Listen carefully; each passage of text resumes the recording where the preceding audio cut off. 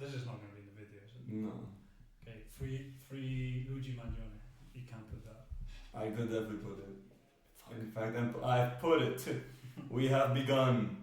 Welcome to episode 2, because I did a weird thing with the first one that was episode 0. Mm-hmm. So episode 2, officially, of the Juan Keir Podcast.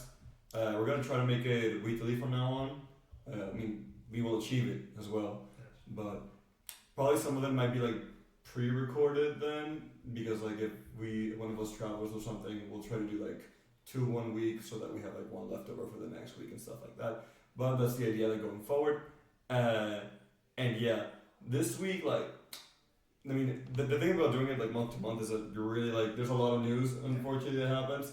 The most interesting news to me is like fake news, which is like that Trump might be dead. If he is dead, we'll have a lot to talk about soon. But it just reminded me of my experience as a Venezuelan in 2012, 2013, when Chavez died. And basically everyone knew like he had cancer, and everyone knew that he was being treated by the Cubans, but no one saw him since like mid-December, and then like 5th of March they announced that he died.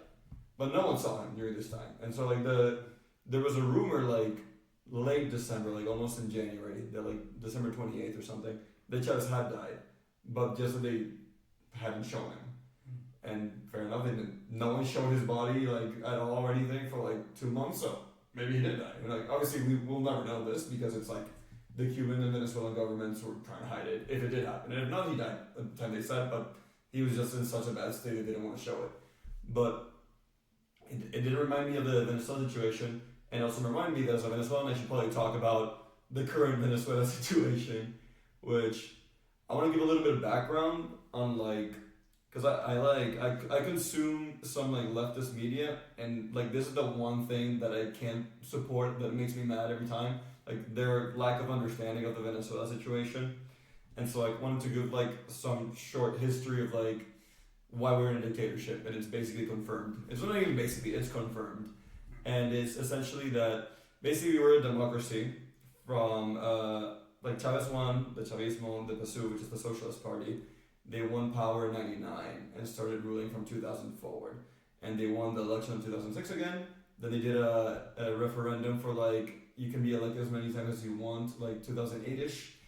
And then 2012, Chavez, though very sick, still won the election like late 2012. And then right after that, we never saw him. And so for early 2013, like March, Maduro like runs for the election, but he doesn't have the charisma that Chavez has. And even Chavez's popularity was starting to like wane with like the economic hardships that the country was starting to suffer from.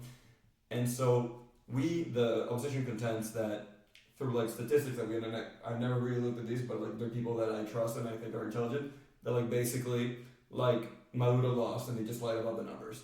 Regardless of whether or not this is true, this is not the entire basis for the argument. Because in 2016, the opposition won 2/3 supermajority of the assembly of like Congress, and then literally like 3 months later, it's like, oh no, we're dissolving this and doing a new Congress with hookers and blow, basically.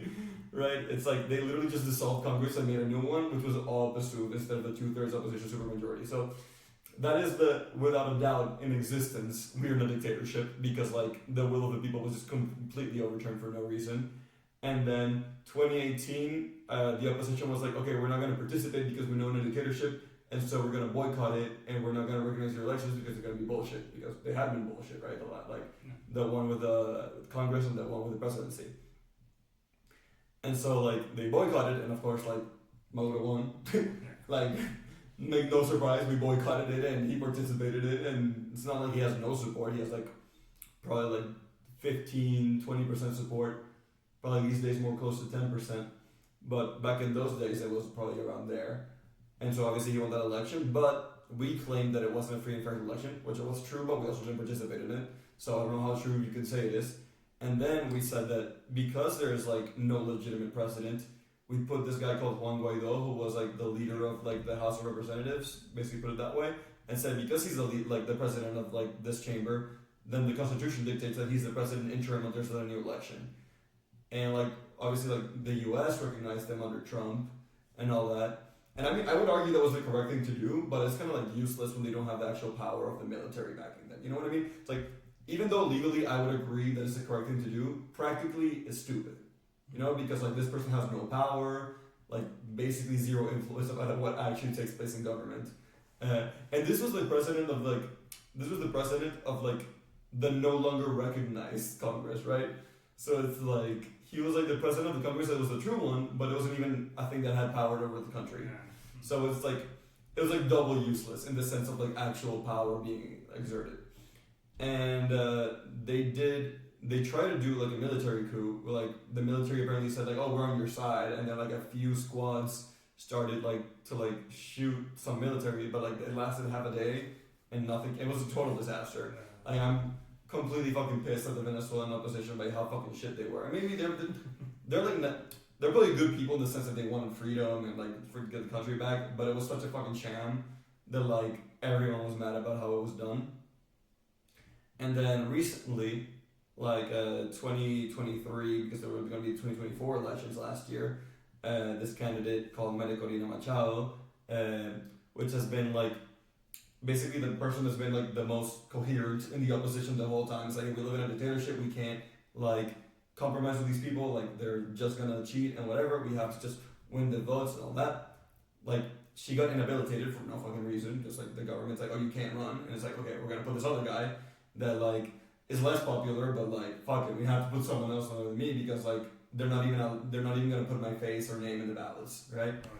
And so like we put this other guy called Edmundo González Urrutia, and basically the results of the 2024 election were that Urrutia won by like 70%, and we know this because the opposition made a very diligent job of going to every single, like to as many polling stations as they could, like 90% of them, and gotten like the actual data from each one, which made them able to show like, hey, this is the receipts, the confirmation, like the signatures of every single like witness at these tables, and giving this data, the results that the government is claiming are absolute bullshit. The government also gave some results where like they gave like a percentage and then like what the numbers were, and like they were like exactly the numbers that if you chose a percentage first and then put it into the equation, that would be the number you get, instead of like getting the number first and then getting the percentage. So it's very statistically unlikely that would have happened. I mean, of course it's possible, but it's just like so statistically unlikely that like it makes no fucking sense. And also like that's immaterial because we have the proof of like Edmundo winning the elections. But obviously like the military rules, right, at the end of the day. Like whoever has the guns tells you what to do. This is unfortunately the law of the world. And especially the law of South American history. Yeah, exactly. For in both ways, like both for the left and for the right. Like let's not ignore like things like Pinochet happening. Yeah. But in this case, like this is what's been happening. And so like I as a Venezuelan like would agree that Venezuela yearns for freedom. And so the interesting thing that's happening now is obviously like Trump has always been very aggressive against the Maduro regime, at least in at the very least in their like rhetoric. In action remains to be seen. Like not really. They did like a rescue operation earlier this year, and they also restarted the licenses for oil extraction for like Chevron. So like they're allowing American companies to work with the Venezuelan government, which is like probably something you wouldn't do if you were like trying to regime change, right? Because you're giving them a little bit of like more revenue because.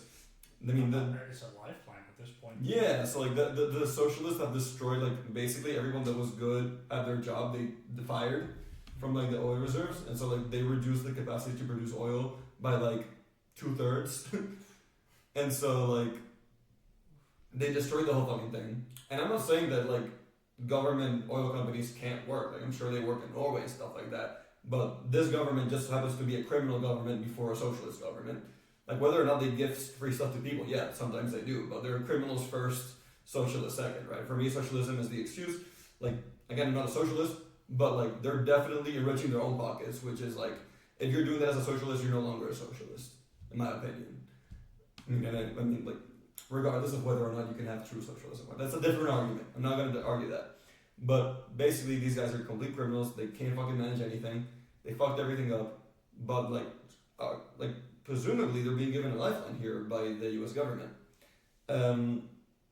So it's kind of strange to see what's happening now with like the invasion, because it's not really an invasion, but like there's a lot of military presence on the shores of Venezuela in the terms of like U.S. Navy, and there's like 2,200 Marines. So like obviously that's not enough for a full-scale invasion, but it's enough for like a lot of tactical teams to go into the country. And because Maduro's widely unpopular, and our military hasn't shot anything except unarmed civilians for the last 50 years. I mean, there was some like guerrilla fighting. That was all inside of Venezuela. That was like 50 years, like 40 years ago. But for the last 25 years, it's only been like inside coups and like shooting protesters, right? So like, this is an army that's fucking useless. Let me be clear. Like, it's like, they wouldn't be able to fight basically any other army that has combat experience in the world, let alone the US military. So, could it be enough to topple the regime? Possibly, or at least to very much damage them, or to do like a blockade of oil and drugs, which is like the revenue sources, and make them not be able to pay like the rank and file. And if you can't pay the rank and file, then that's when you're gonna get a revolution. So it's like hard to judge, and I've been rambling a lot, but basically the question is this: if it is regime change, should we Venezuelans accept this? And I say that as a person that's not a fan of Donald Trump, but it's like, I did say to a friend, and you know this friend because we play D&D with him, and I'm sure you know who I mean immediately, is that if Venezuela was freed, I would buy a MAGA hat and would wear it for at least a day. And I'm sorry, but I would sell my value. I'm not a one-issue voter, but this is my one issue that is like the closest to my being a one-issue voter. It's like, if you give freedom to my country, I'll truly, truly appreciate it.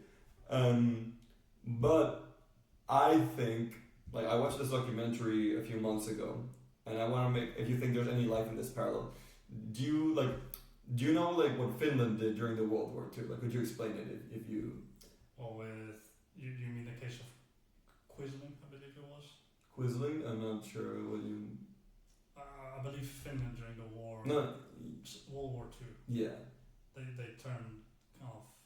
They fought against the Soviet Union in the Winter War. They kind of lost that, or they put up the fight of a lifetime against a much larger adversary. They still lost. They had to make concessions, and then they kind of aligned themselves with the Nazi regime, and that's why I mentioned Quisling, because he was a fascist who. But that's the name of the person. Okay. Yeah, but his name now lives on in, I wouldn't say like popular culture because it's not that well known.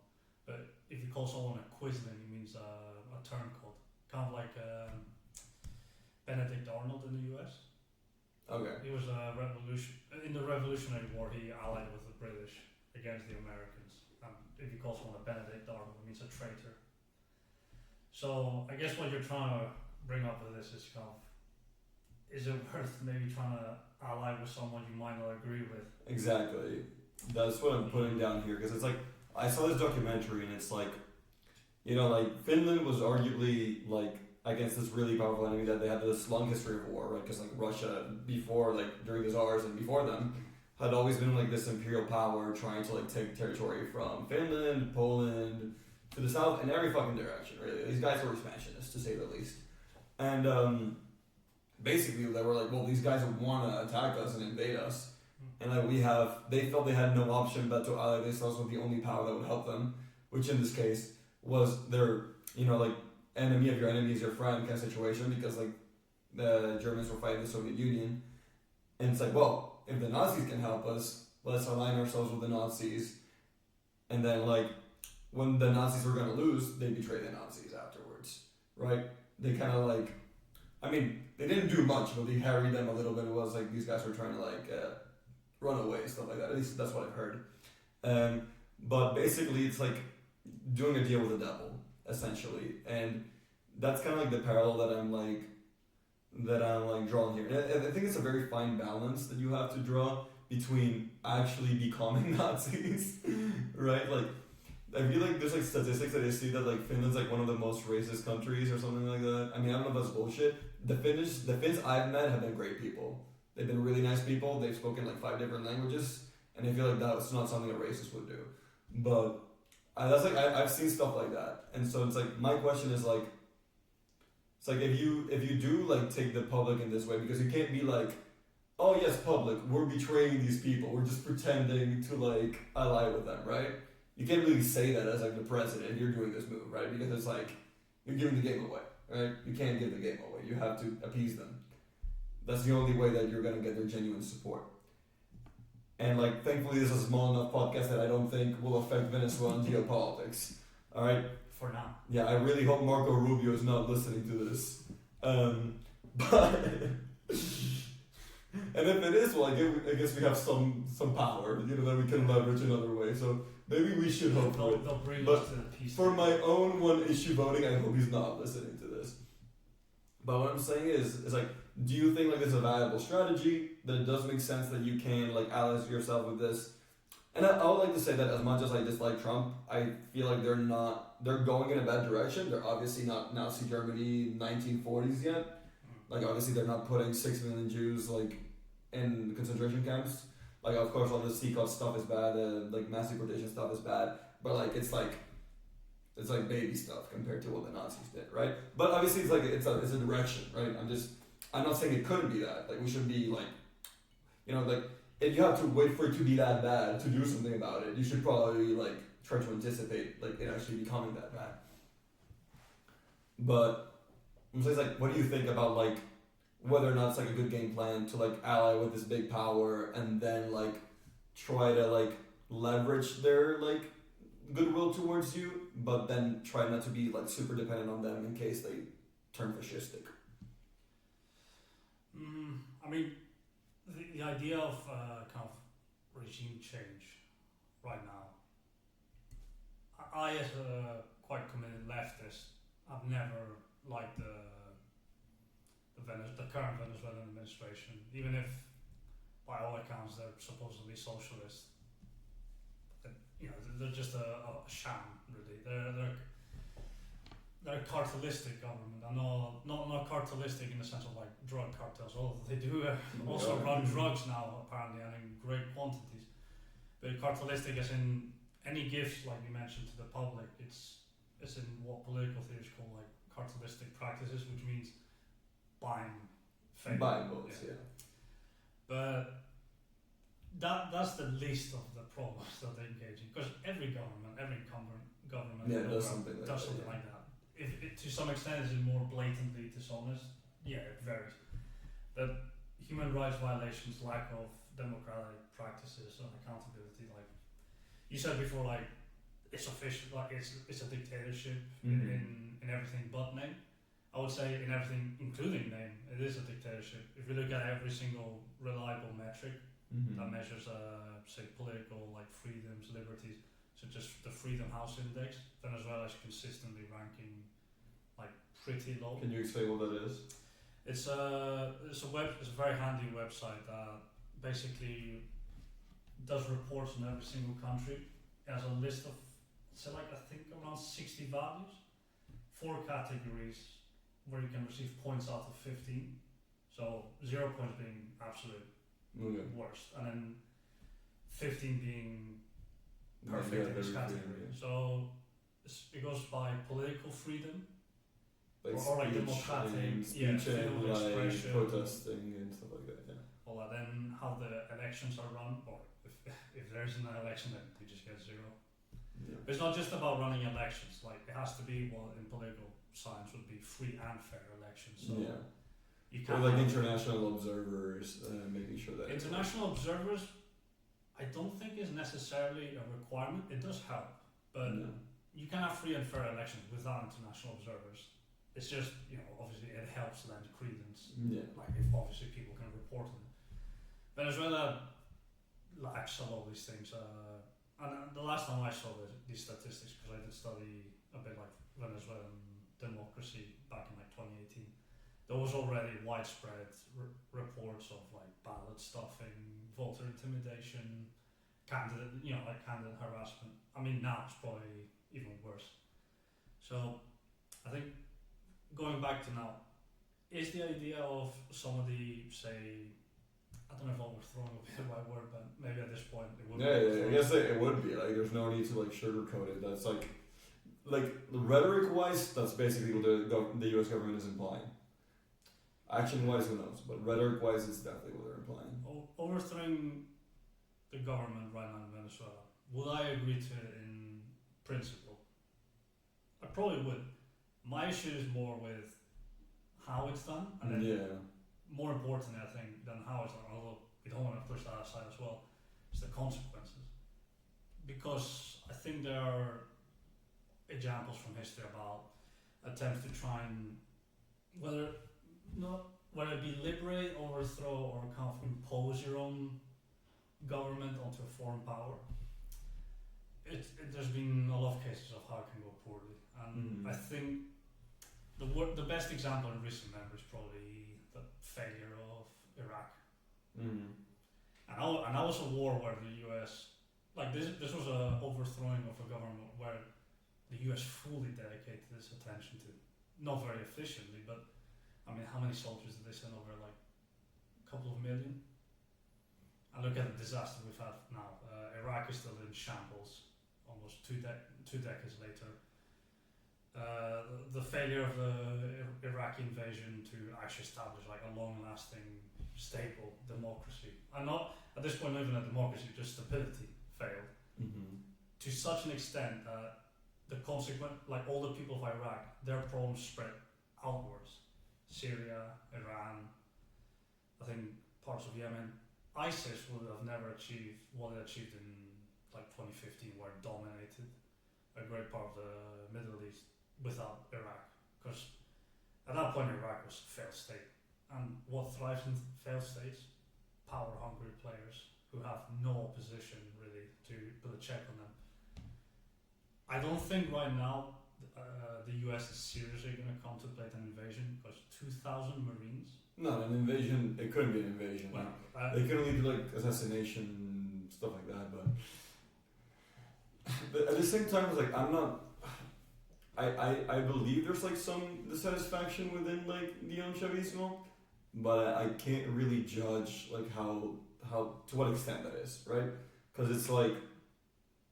I like during 2024 there were like other protests where like they were like tearing down Chavez's statues and stuff like that, and some places have really bad repression and some places it's like no, we're not repressing.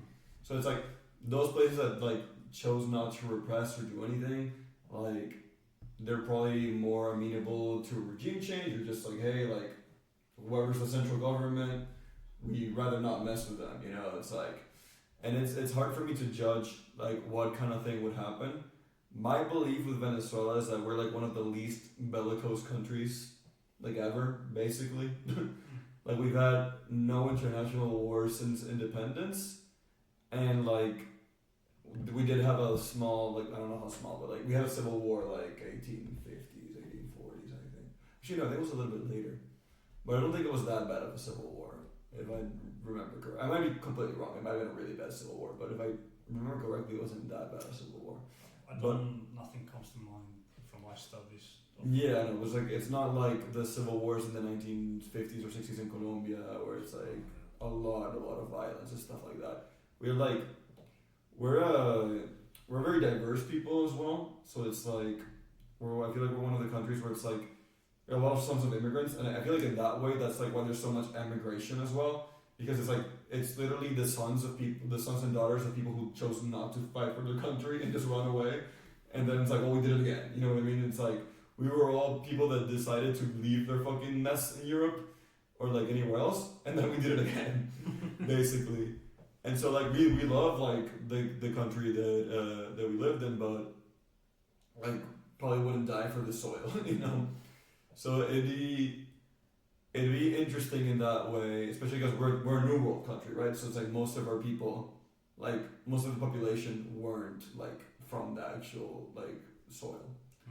So, but I do agree that I'm like, obviously implementation is key, but I would not think that we would be as disastrous as like Iraq, because I feel like Iraq has a much larger history of like armed militia. I feel like Venezuela has some history of guerrillas and like leftist guerrillas, but it was never like that bad, like during like the late 1900s. Obviously, who knows what could happen, and it could be disastrous. And maybe like who knows, the cartels are so powerful that they would be really hard to deal with. My suspicion is that if there's the will, there's a way, but it's like if you do a half measure, it could be a disaster. Like you might have to go like a little all in. But I don't, at the same time, it's like I would like very much not like a full scale war in like Caracas, to say the least, right? I think the one good news you might hear from this conversation is I don't think there's going to be a full on war. I pray to God there isn't, because not only will it be terrible, it's going to make me look stupid in 2 weeks' time. If there is a war, hopefully not. You mentioned before more like a targeted, like assassination angle. Yeah. This is an idea that in militaries is always that a lot of militaries have this plan in mind for a lot of like contingencies. It's called the decapitation strategy. Go only for like the top echelons of leadership. What the problem is with that strategy is, sure, if you take out the figureheads, like the top, top ranking people, maybe in some cases they're not actually like the real power behind it, yeah. Maybe like this is the thing, when you remove like as much as someone is like anybody can be bad, if you remove that person when they pass away or whatever, like the evil you know now is usually preferable to whatever you don't know, because what if, say, I don't know much about Maduro, but I know at least from what I mean, like, yeah, I very much doubt that he's like the actual head of power in Venezuela. Like, there's other people like Cabello, and there's the Cubans behind him as well. There's like a lot of people would argue that the Cubans themselves are like the people who like hold the reins of power, and like basically like all military and like intelligence activities are outsourced to the Cubans. So there's, I mean, I can't really confirm it. Obviously, the government would never say it if it was true. But that's obviously like a deeply held belief of like a lot of analysts of Venezuela. But would you say, I know this is probably a difficult question to answer, like as impartially as possible, would you say Maduro is competent? I would feel that he's not that competent. I feel like in many ways for people in his station, he's like decent enough at the charisma part of it and like the marketing part of power, if you will. But no, I wouldn't think that he's particularly. There's been some times that he's spoken that I've been very surprised, but then other stuff that I'm like, I think like he's really good with rhetoric. Like I at the start I thought he was pretty bad, but I think he's gotten better and better with rhetoric as the years have gone by. Like the freeing Puerto Rico stuff, the like Salvador committing, like, I mean, I would agree with him on this one. I would agree that the Salvador is a fucking like human rights violation from the U.S. and El Salvador. Like, you know, like even the worst person you know can like say something correct, you know. And so like I think that he's been very intelligent in like finding these places where like the left, the international left, would like agree with him, and it's like, oh, listen, like this president that I don't really know much about, if I'm like a leftist in the U.S. or in Europe, it's like, oh, he said this thing that I agree with, and it's like that must mean he's a good guy. It's like, no, man, like this is unfortunately not how it works, you know. But maybe he is competent. But yeah, like it probably is the case that he's not the head of power, and I wouldn't even know who you would have to decapitate. I think, my opinion, like the most successful thing to do would be like an economic embargo, like on drugs and arguably that's what they're saying they're doing, on drugs and oil, which I mean, but they're giving him a little bit of oil revenue. That would be, to me, the most effective thing, because then discontented people in the lower ranks of the army that actually hold weapons, they could themselves do the coup, right? And it's a lot of like what the opposition like leaders have been trying to do. It's like, hey, like we have the will of the people, like will you stand with us to the military? And I'm sure some of them would like to be with us, but like the structure is like they're gonna torture you and your family, right? If not enough people do it. If it's not successful, then you're fucked, right? If it's not successful and you turn on the regime, then it's disastrous for you. I think that's completely disastrous. This is probably one of the biggest problems with like trying to cause any major changes in Venezuela right now. Military leadership is in the pocket of. Yeah, exactly, and it's pretty well consolidated. Like it's been tough to crack. Like we've been trying, like I told you, like the failed coup, like 2019, fucking disaster. But like the whole idea is like, oh yeah, we're with you, and it's like, well, no, we're not fucking with you. And honestly, I'm not an expert on the topic. I don't know how likely it is, but I know this: that for 15 years of dictatorship, or like 13, they haven't broken yet. So must be that it's going kind of well for them. But who knows? Like maybe money will start drying up, but I don't know. There's still gonna be demand for drugs in the U.S., especially as that shit gets worse. I don't know. It's an interesting conversation to have. Like, but I think that regardless, let's say that there is regime change. Like I want to like consider like what should be done. Like I do think that we should try to play with the U.S. because like. I mean, I would love serious countries like serious and like good running countries like Europe and Japan, but they just don't have military power and influence, unfortunately. Like it's literally just the U.S. that you can depend on at this point, and I don't know. Maybe some other countries would help, but yeah, I kind of think you have to rely on the U.S. for like any transition.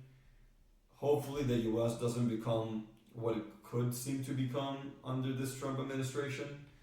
And maybe I'm just a woke lefty that thinks that like they're way worse than they are and they're not as bad as they are. But again, I have my opinion on that subject. And basically, to me, it's not a problem if in 4 years there's another election, because I think it's I think that the U.S. economy is going to do poorly, and I think that people are going to feel that, and I think that there's almost no chance that a Republican wins the next election.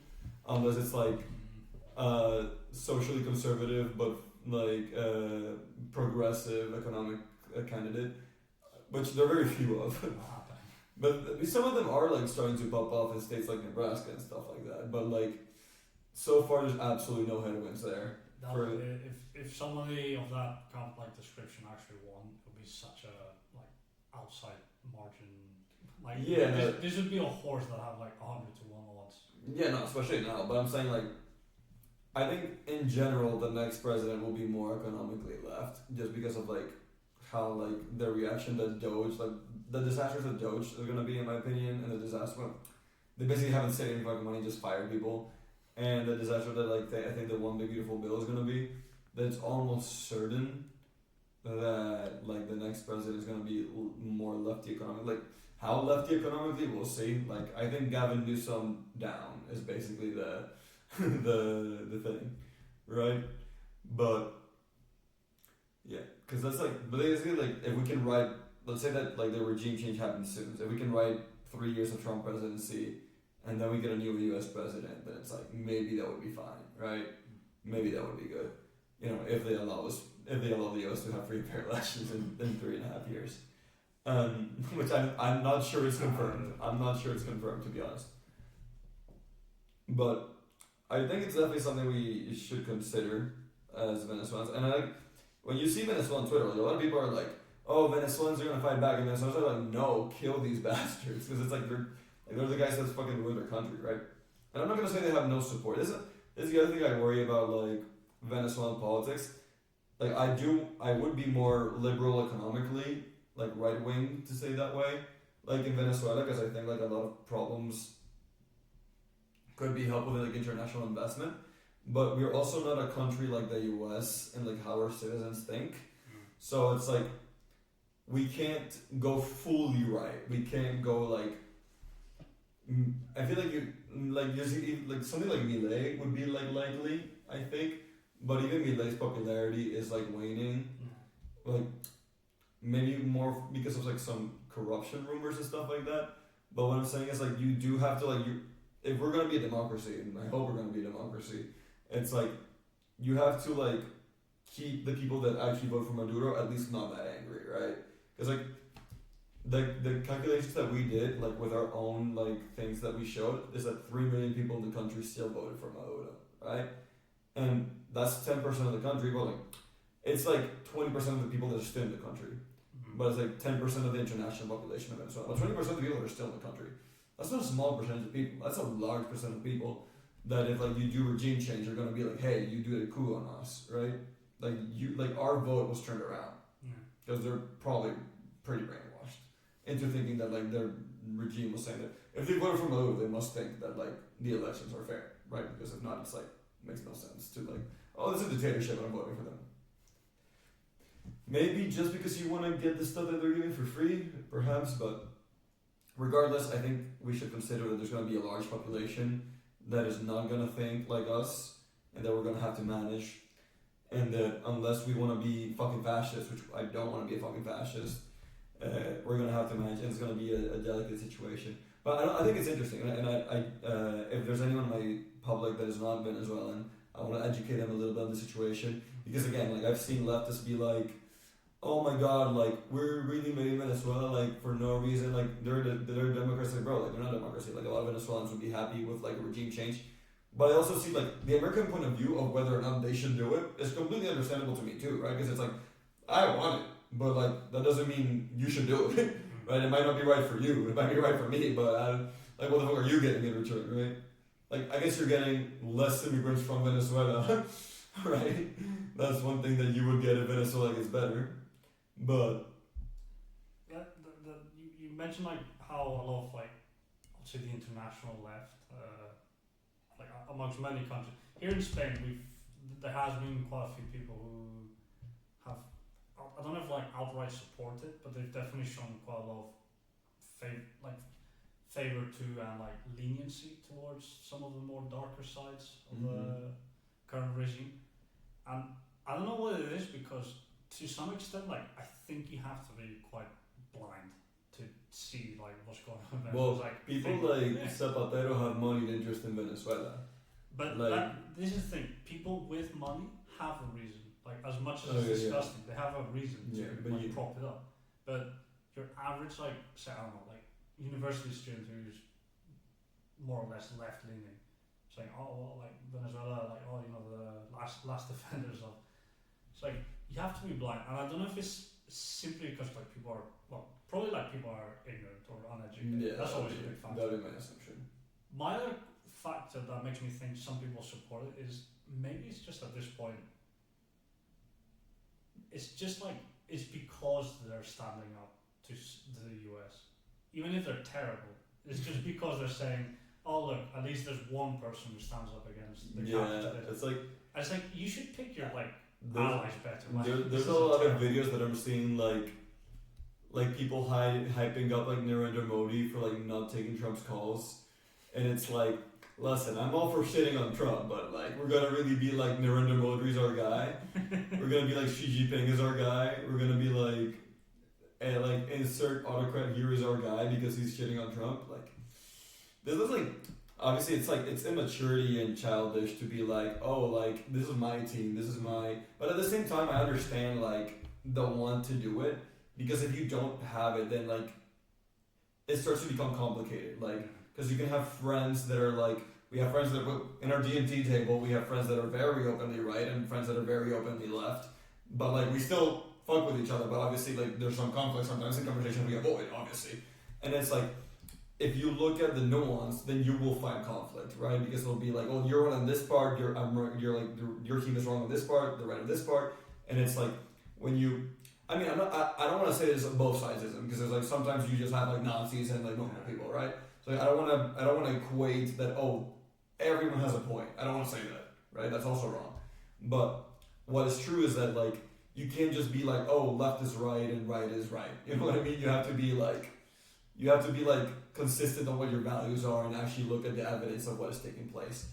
And that's like honestly that's hard, right? It's hard to be informed, and it's genuinely like it's genuinely kind of a job, right? Like there's stuff about countries I have no fucking idea about that I need to be informed. And like obviously I had a bias against like China like 5 to 10 years ago. It's like, oh, everything there is like poorly made and stuff like that and shit, and I'm like I get in a BYD and it's like, oh, this car's fucking awesome. You know what I mean? It's like, and maybe like at some point it was like fake and poorly made, and now they've gotten better. But it's like we have like assumptions about these cultures that we have to check. Don't want to use like negative, like there's like countries that used to have a positive opinion about that I now have like a slightly more negative one is like Germany.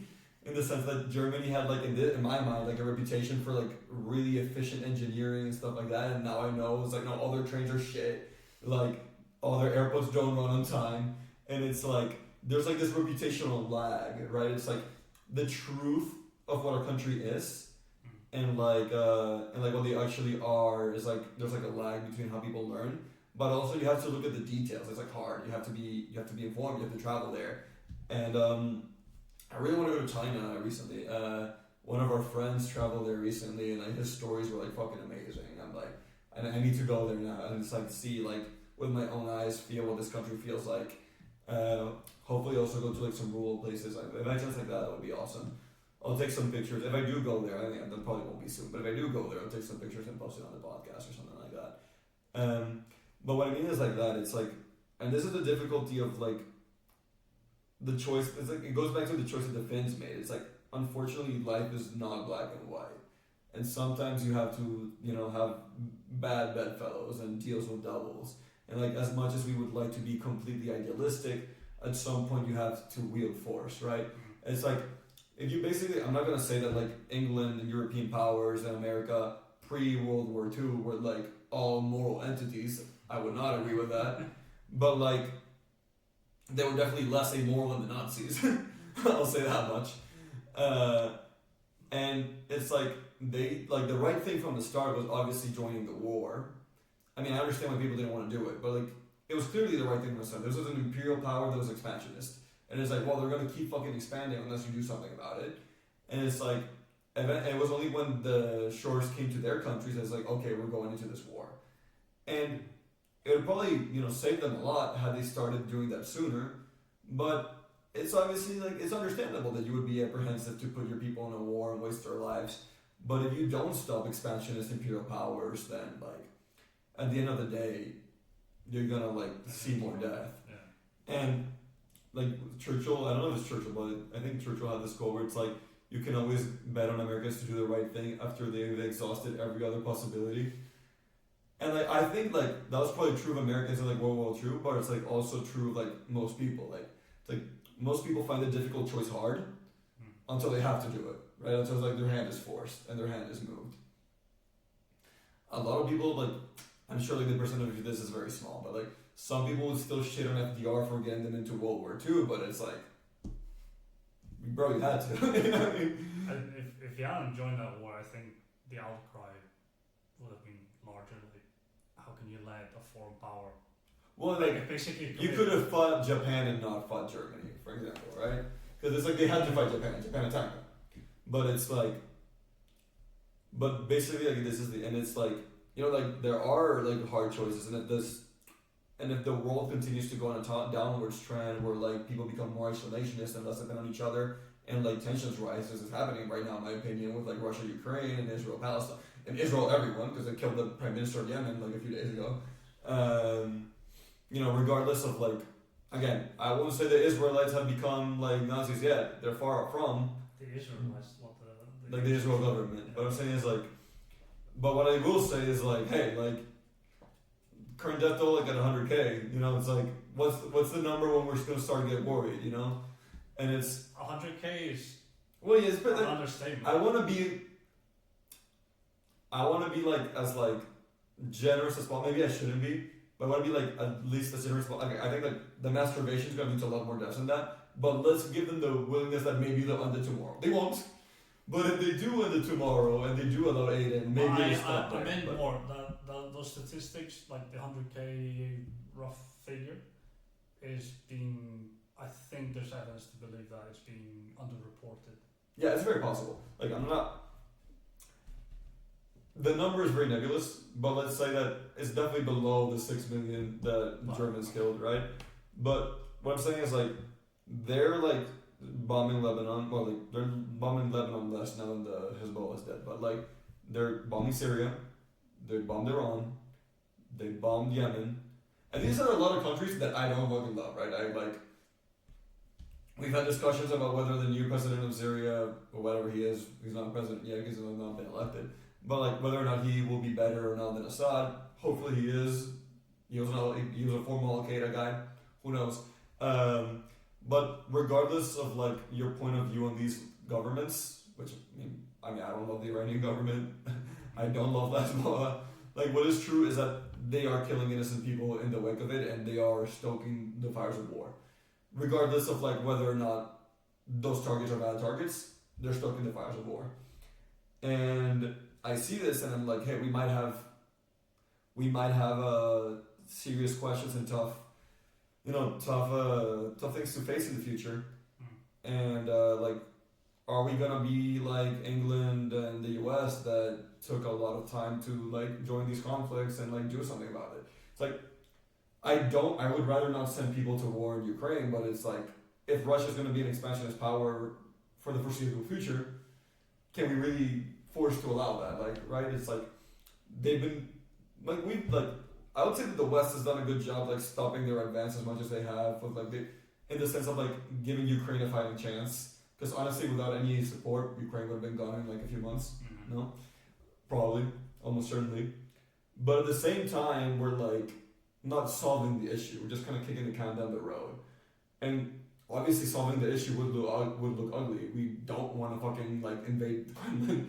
We don't want to be walking with tanks into Moscow. That would not be ideal. But like at some point, you have to put your foot down. And like maybe we're not at that point yet.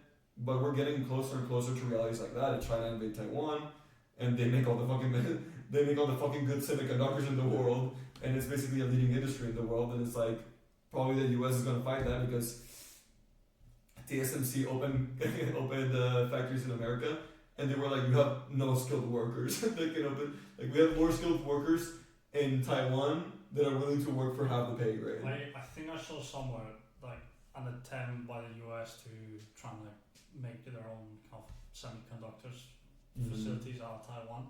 I think those are very, very generous estimate that they could maybe get to the state they are now in 30 years. Yeah, exactly. And that's being generous because like obviously this technology is cutting edge. Like it's expensive. It requires skilled labor. It requires even more skilled machinery. I mean, God knows what you have to do. I mean, I'm sure the Americans have the plans for them, but it's like. Do they have the ability and know-how might be there. The problem is just scaling up manufacturing. Yeah, it's going to be incredible. The salaries of people, like I mean, I'm sure in Taiwan salaries are like a fifth or like half of the U.S. ones, right? So it's just price competitiveness. But yeah, it would obviously be very difficult, like regardless. And if China invades Taiwan the next decade, then America will definitely not be there. And I mean, China has, as of yet, not done a lot of force except like shooting a few Indians in the border, right? And intimidating Philippines, I guess. But so far they haven't done that much, like militarily, like outside. But like you're seeing more and more like indications that they'd be open to it, basically, right? And obviously, like a war like that is worrisome, and hopefully we can fucking avoid that. But like I feel like tensions are rising worldwide. Thankfully, South America, we all hate our own governments and not each other. It's like there hasn't been like international wars in South America for like at least 100 years, I think, if not more. With Latin America, it's kind of weird because some of their wars, like you actually made a good point. In Latin American history, there's not a lot of like international wars. At least not to the extent that we Europeans have had for a millennia at this point. Well, we were more agricultural cultures than like advanced like manufacturing. It's like when you were doing World War II. But right? even like we were fighting with like swords and muskets in like our wars, right? Even when we were just people with swords and muskets, and before muskets, just spears and bows, and before that, just rocks like doming each other. Yeah. We've been fighting for ages. I would say we're more culturally similar because we're only descended from two countries, which is the Spanish and the Portuguese in South America. So like because we're so culturally similar, we vibe more with each other, or at least like we insult each other and stuff like that. But it's like I feel like it's like sibling, like we fight like siblings. It's like I'm sure there's gonna be some problems, but it's like at the end of the day, it's like it's more stupid to fight each other. And we have bigger problems like our economies being shit and unequal. there was one war in the Southern American defied really the trend. I think it was the 1870s war with Paraguay, Brazil, and Bolivia. I think it was Argentina. Or Uruguay. Uruguay, Paraguay, and Bolivia. Anyway, one of the countries. I think Paraguay was definitely involved, and Brazil as well. One of the countries involved had such disastrous, like the casualties are so bad for such a small country. It's like a third of the male adult population died. Like not even like the Soviet Union in the Second World War achieved those numbers.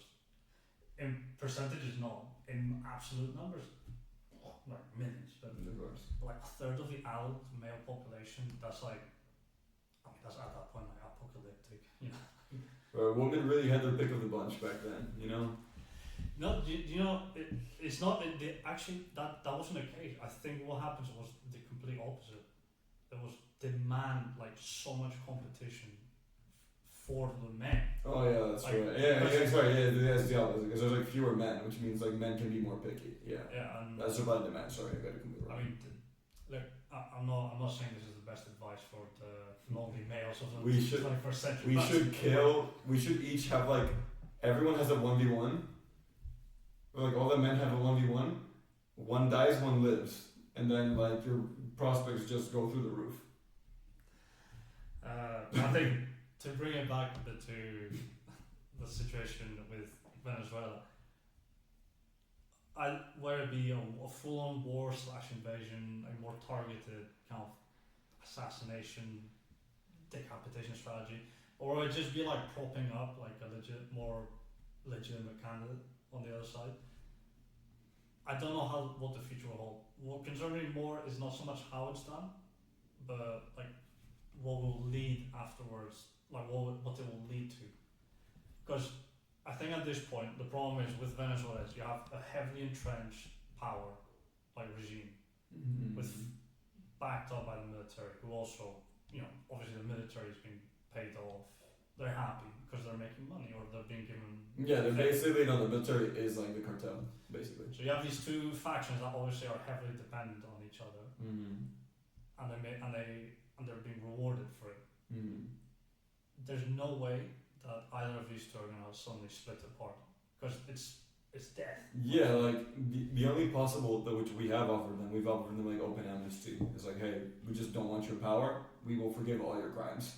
We'll let you keep basically all your money. Just leave the fucking country, And it's like, obviously, like you don't want to give power. Not everyone can take that deal because not everyone has money, right? And like not everyone, like the lower ranks won't have that money. So like those people can't make that choice. But the higher ranks could be attractive if like there's a likelihood that they'll get taken out like militarily or something like that. Again, like I don't know how much could be done to like actually prevent like their income, like actually make sure that they don't have access to oil, make sure that they don't have access to like selling drugs like through the borders. Like you basically would have to invade Venezuela because you would have to go into Brazil and Colombia and stuff like that, right? Well, like at least to like the borders with. And this is also a big problem with like contemplating changing power. The border of Venezuela is very porous. Yeah, because it's basically all jungle.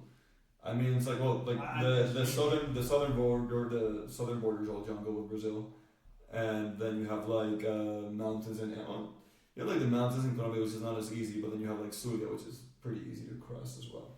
But yeah, it's like very much not like controlled. Is that border, especially the one with Colombia, that I think causes this problem to become more complicated?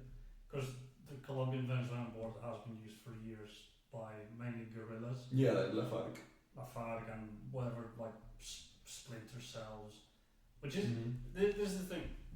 There's a good paper. We'll see if we can include it in the video in the link. There was a study that analyzed what was causing countries to like fail, like become failed states, and they found it's not like it causes it, but it's often correlated. Like it's tied to. Apparently, having a border that is mountainous increases your risk of a country becoming a failed state by like 2.8 times. Because it means if you have problems with like say rebel factions, it becomes much harder for the government to like deal with them. And although I don't think Venezuela is going to fall apart right now to civil war, hopefully, if there is such a conflict of that nature because of a regime change that doesn't go right, you will now have to contemplate the fact there is people on the other side of the border who have experience. Yeah, and probably the guerrillas in Colombia, like probably a lot of their income does come from like Venezuelan drug trafficking as well. Yeah. So they would probably have like incentives to fight back there. Maybe even incentives to like try and occupy. If the government falls apart and like or there's like a dispute of power. We'll give you Zulia, which is like and we get the rest. Sorry, those are my mom's from, but you know, like we have to give them something. No, I'm joking, but no, obviously it's like, no, it's difficult and it's hard to speculate. But yeah, like I feel like one thing that like worries me, but also like in that morbid way is kind of exciting. It's like this like attitude that it's like people are so willing to do deals with the devil like these days, you know, to like get what they want. It worries me like what even the people on my side would do given power. You know what I mean? It's like, sure, I have no problem against like fighting guerrillas, but like what are we gonna do? Like, is it gonna be worse like than the thing that we actually had before, you know? And a lot of people, like, obviously not like most people, but like people that were like well off in Venezuela, like they said like, you know what, actually like, it was better before the election because there was like at least like continuity of things. And it's like Venezuela is very much like almost like black market. Like you underreport your income a lot in Venezuela, right? It's just a common thing. The government doesn't give a shit because they get their income from oil and drugs anyways, right? It's like, sure, they'll tax like the big dogs, and like if you like have a factory or a big building, they'll be like, hey, you have a big building, where's your money coming in? You know, it's like, but if you're like just someone selling something out of your home, it's like because of shit, you know. It's like, so the informal economy is huge in Venezuela. In many ways, I think that Venezuela, to me, is like the closest that exists to an anarcho state. Like to me, Venezuela is the closest thing to anarchism that exists. Because it's like the government is basically a mafia, which is like we're interested in the big things. We don't give a shit about the little things. Right? You do what you want with the little things. And so like basically like there's a lot of entrepreneurship because being an employee fucking sucks in Venezuela. You get paid nothing. And like everyone has like their hustle, basically. And so in that sense, it's like very, it very much feels like that in the sense that there's very little rules except like the agreements from the influence of power around you. Like, for example, if you're running like a cafe and it's like the police comes and it's like, hey, pay your vaccine, you know, like vacuna, and just like pay me a little bit, you don't have to pay tax. Like, listen, like it's gonna be less than your taxes, but like you still have to pay me something, you know, to keep me happy, you know, kind of thing. And it's very, you know, it's like, and it's very local too, right? It's like, you know, if there's someone that has some level of local power, they'll be like, oh, let me squirm my influence here. It's a very interesting place that is, but obviously that's like, it's hard to study because it's like so informal that there's like no statistics. When everything is so informal and so disorganized, it's like you can't really study it because you would have to like go in there in person and like ask every single person like what they've been doing, and obviously like most people wouldn't want to answer you because then like their fucking thing would be over. So it's a very interesting scenario, and like obviously like I hope the best for my country. Like, listen, if Trump ushers freedom for Venezuela, and I think it's not looking like a long war or like a long drawn out conflict, I'd be very, very grateful.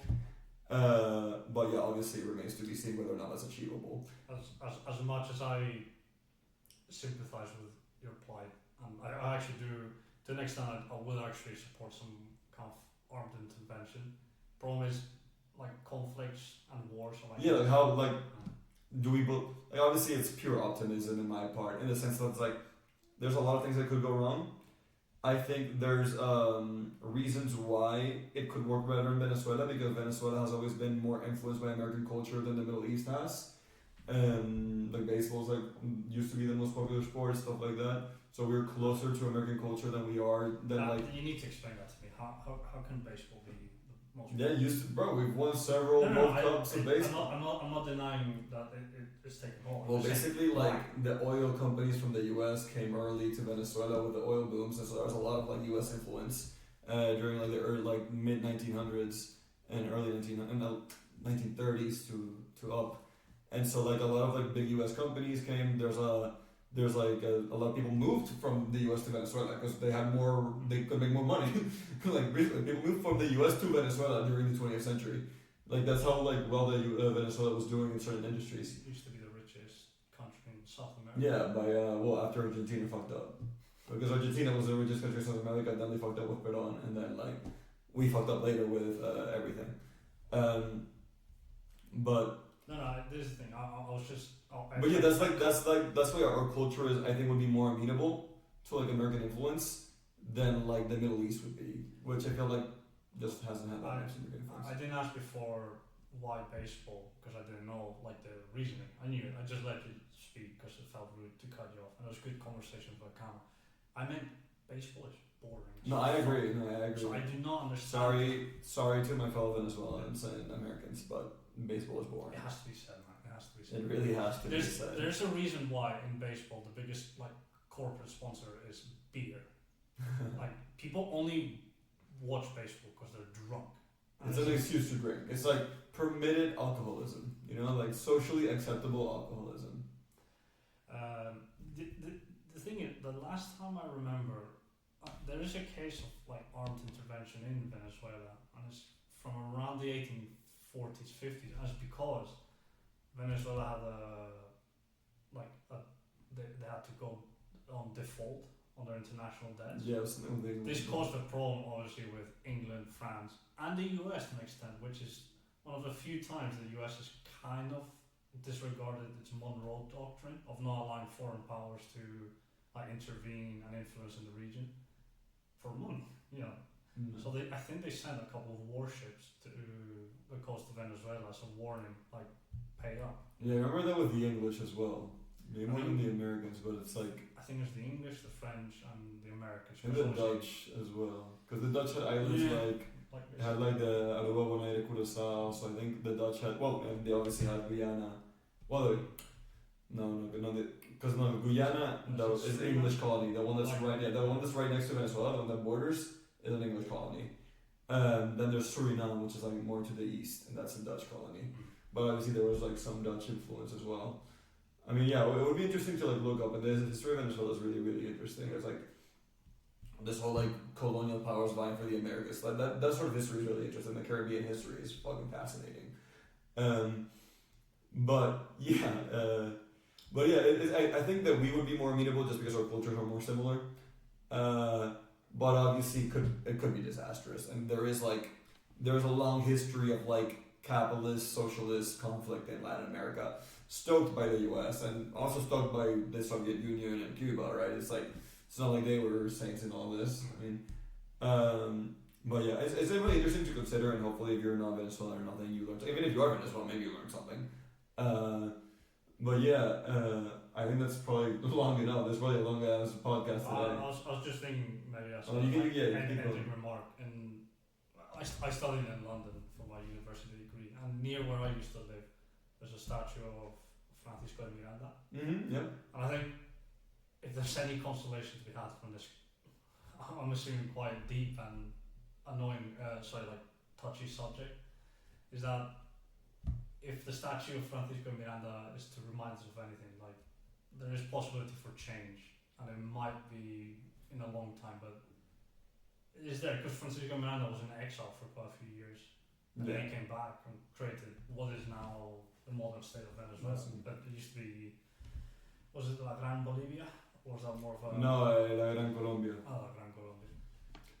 I don't know if Miranda had anything to do. Well, I don't think Miranda had anything to do with it. Miranda was just like, I think he was like a military leader in the Revolutionary Wars. But I don't think he had that much of governing. Not so much the government, but he definitely allowed the government to be formed. Yeah, for sure. Yeah.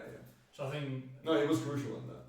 So I think maybe Venezuela's long march, Mao Zedong, is still to be fully played out, but I think eventually change will come, and it's more likely to come from within rather than from outside, because I think it'll be more palatable, and at least you need people on the ground who know what's going on. Yeah, well, Yeah, I guess I'll end with this as like, and something that I always say, but like one thing that was incredible to me was in Bangladesh last year, and it was very close in timing to the Venezuelan election last year, and it's the people of Bangladesh, just 100,000 of them went to the palace, and it's like, well, shoot us and you'll have a fucking riot, and we'll invade you, but it's like, kind of have to be willing to die, you know, and it's like, I mean, I would like to imagine that even the worst fucking people wouldn't shoot a crowd of thousands of people.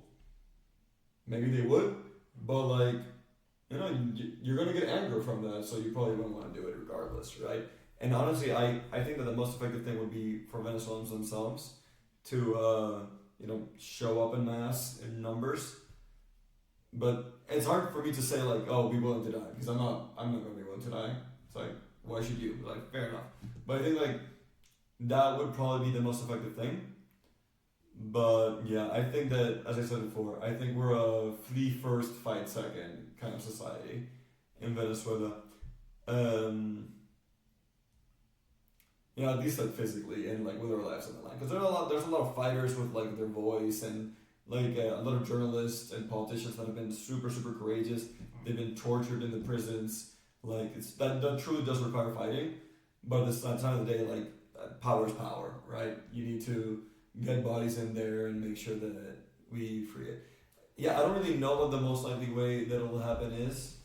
I think you did raise a very good point about like journalists and like maybe forms of resistance that are non-physical or like non-violence based. Because at the end of the day, obviously, like you need to fight for change, and sometimes it will be unfortunately bloody. But the problem is, there's no point in fighting even to the death sometimes if the ideas you're fighting for are not worth it. And that's why you also need like an equal, if not greater measure, like people who fight on the battlefields that are not violent, such as politics, ideology, even art. Freedom of speech, art, like, no, completely. And I listen, those people are heroes and martyrs as far as I'm concerned. If Venezuela is freed, like, those people will be honored, I'm sure. And, I mean, hopefully it happens. You know, it's like, I remember like, you know, Hassan Minaj has like this, it's like the phrase, anything is possible, used to be so positive, but now like with the US, it's like anything is possible. Like, things that the US took for granted are now being eroded. And this is the thing, like, change, like, the only thing that's permanent is change, and change can be good or bad, right? And it's like, things can get better, things can get worse. I think a lot of places are going the opposite direction. Venezuela is a place that could go the right direction, and so I think like what's important is just like to be informed and like know what's going on, like talk to your friends about it, because like international like voices, like in like what you say to your government, it actually does help, right? It's like if you tell your government or like there's an idea in your culture that like we shouldn't support the Maduro regime, that the Maduro regime won't have international support, there'll be like trade embargoes and stuff like that. And that stuff does help to pressure. Obviously, like, it does lead to like some short-term misery with like less food and stuff going in, or like less economic development. But it gives like, it also like, I mean, they take most of the money anyways. Yeah. So it's like you're just taking away their ability to pay the people that enforce the fucking like regime. So it's a complicated thing. We couldn't act like sanctions don't cause some sort of trouble, but at the same time, I think that they're preferable to like just making these people rich and like giving so much oxygen to these criminals. But yeah, I think let's leave it there. It was a good long talk. Yeah. And if you enjoyed it, we'll see you in the next one.